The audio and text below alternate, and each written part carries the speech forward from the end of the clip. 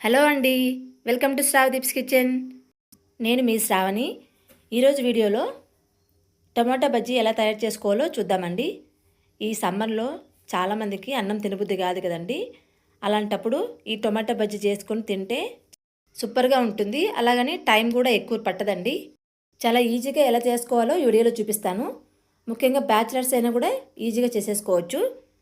ఒక కుక్కర్ని తీసుకొని అందులో 2 టేబుల్ స్పూన్ల వరకు ఆయిల్ వేసుకోవాలండి. ఆయిల్ కొద్దిగా హీట్ అయిన తర్వాత నేను ఇక్కడ 10 నుంచి 12 వరకు టొమాటోస్ని కట్ చేసుకొని వేసుకుంటున్నాను. ఇలా మధ్యలో కట్ చేసుకుంటే సరిపోతుంది, మీడియం సైజు.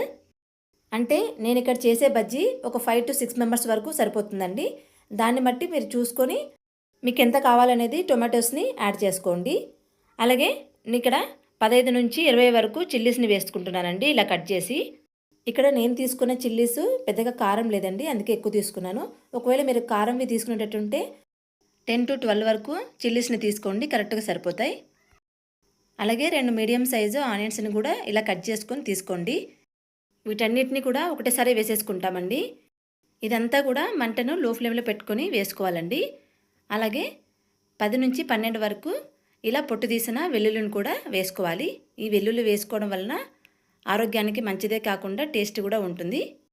అలాగే వీడియోలో చూపిస్తున్నట్టు కొద్దిగా చింతపండు అండి, ఎక్కువ అవసరం లేదు. ఫైనల్గా కలర్ కోసం ఒక 1/2 టీ స్పూన్ వరకు పసుపు వేసుకోవాలి. ఈ పసుపు వేసుకున్న తర్వాత ఇక్కడ వీడియోలో చూపిస్తున్న గ్లాస్తో వాటర్ వేసుకుంటే కరెక్ట్గా సరిపోతుందండి. దీనికి వాటర్ ఎక్కువగా పట్టవండి, ఎందుకంటే టొమాటోస్లో ఉన్న వాటరే బయటకు వస్తుంది కాబట్టి. నెక్స్ట్ ఇప్పుడు కుక్కర్ మూత పెట్టేసుకుని 3 విజిల్స్ వచ్చే వరకు ఉంచుకోవాలండి. 3 విజిల్స్ వచ్చిన తర్వాత మొత్తం ప్రెజర్ అంతా పోయిన తర్వాత ఇప్పుడు ఓపెన్ చేసి చూపిస్తున్నాను చూడండి.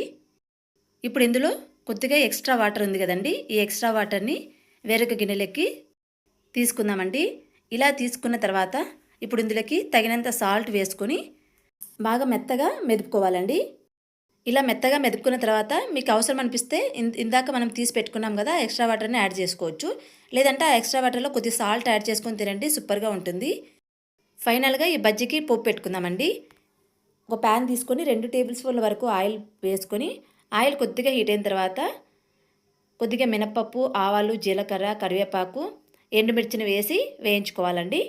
ఇవన్నీ ఫ్రై అయిన తర్వాత ఇప్పుడు ఈ టొమాటో బజ్జీలో పోపును వేసుకుందామండి. అంతే అండి, టొమాటో బజ్జీ రెడీ అయిపోయింది.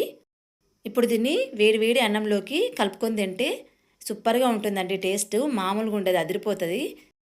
ఈ సమ్మర్లోనే కాదండి, ఎప్పుడైనా సరే మీకు అన్నం తినబుద్ధి కానప్పుడు ఇలా చేసుకొని తినండి, ఖచ్చితంగా నచ్చుతుంది మీకు కూడా. మీ ఇంట్లో వాళ్ళకు కూడా తప్పకుండా నచ్చుతుందండి.